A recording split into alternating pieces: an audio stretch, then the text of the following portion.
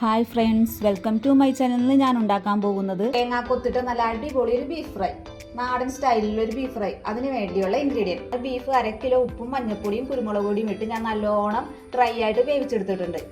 Beef ഫ്രൈന് വേണ്ടിയുള്ള ingredient: സവാള, ഒരു വലിയ സവാള ചെറുതായിട്ട് അരിഞ്ഞത്, പ്രധാന ഇൻഗ്രീഡിയൻ്റായ തേങ്ങാക്കൊത്ത്, കറിവേപ്പില, ഇഞ്ചി വെളുത്തുള്ളി ചതച്ചത്, 2 എരിവുള്ള പച്ചമുളക്. ചൂടായിട്ട് നമുക്ക് വെളിച്ചെണ്ണ ഒഴിക്കാം.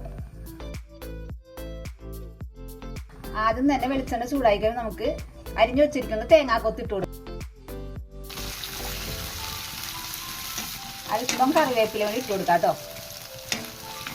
തേങ്ങ മൂത്ത് വന്നിട്ടുണ്ട്. നമുക്കിനി അരിഞ്ഞു വെച്ചിരിക്കുന്ന സവാള ഇട്ട് കൊടുക്കാം. ഞാനൊരു പ്രധാന ഇൻഗ്രീഡിയൻറ്റ് പറയാൻ മറന്നുപോയിട്ടാ, ചുവന്നുള്ളി ഇടുന്ന അത്ര ടേസ്റ്റാണ് കേട്ടോ. ഒരു 10-12 ചുവന്നുള്ളി കൂടി ഞാൻ അരിഞ്ഞിട്ടിട്ടുണ്ട് കേട്ടോ. അല്പം ഉപ്പിട്ട് കൊടുക്കാം ഇത് വാടാനായിട്ട്. സവാളയുടെ പച്ചമണം മാറുന്നത് വരെ നമുക്കൊന്ന് വാട്ടി കൊടുക്കാം. ചതച്ച് വെച്ചിരിക്കുന്ന ഇഞ്ചി വെളുത്തുള്ളി പച്ചമുളക് ഇവയെല്ലാം കൂട്ടി നമുക്ക് നല്ലോണം വഴറ്റി കൊടുക്കാം കേട്ടോ. നല്ലോണം വഴറ്റി കൊടുക്കാം. അതിൻ്റെ എല്ലാം വെളുത്തുള്ളിയുടെയും ഇഞ്ചിയുടെയും എല്ലാത്തിൻ്റെയും പച്ചമണം മാറി കിട്ടണം. സവാളയും വെളുത്തുള്ളിയും ഇഞ്ചിയും എല്ലാം നല്ലോണം വാടി കഴിഞ്ഞിട്ടുണ്ട് കേട്ടോ. ഗോൾഡൻ കളർ ആവേണ്ട ആവശ്യമില്ല കേട്ടോ. നല്ലോണം വാടിയാൽ മതി. ആ പച്ചമണം ഒന്ന് മാറി കിട്ടിയാൽ മതി. അല്പം ഗരം മസാല ഇട്ട് കൊടുക്കാം കേട്ടോ. അല്പം മഞ്ഞൾപ്പൊടി,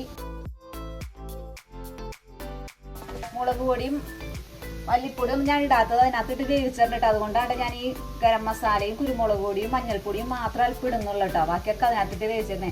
വീഡിയോ കാണുന്ന എല്ലാവരും എന്നെ സബ്സ്ക്രൈബ് ചെയ്ത് സപ്പോർട്ട് ചെയ്യണേ. എല്ലാവരും ബീഫൊക്കെ ഇട്ടും ഇതുപോലെ ട്രൈ ചെയ്ത് നോക്കണം കേട്ടോ. നമുക്കിനി ഗരം മസാലയുടെയും മഞ്ഞൾപ്പൊടിയുടെ ഒക്കെ പച്ചമണം മാറിയിട്ട് നമുക്കിനി ബീഫ് ഇട്ട് കൊടുക്കാം. വേവിച്ച് വെച്ചിരിക്കുന്ന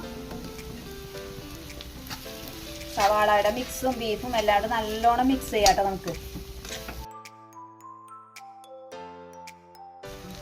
അല്പം വെളിച്ചെണ്ണ ഒഴിച്ചു കൊടുക്കുന്നുണ്ട് കേട്ടോ. ഒരു ഫ്ലേവറിന് വേണ്ടി അല്പം കുരുമുളക് പൊടി നമുക്ക് ഇട്ട് കൊടുക്കാം.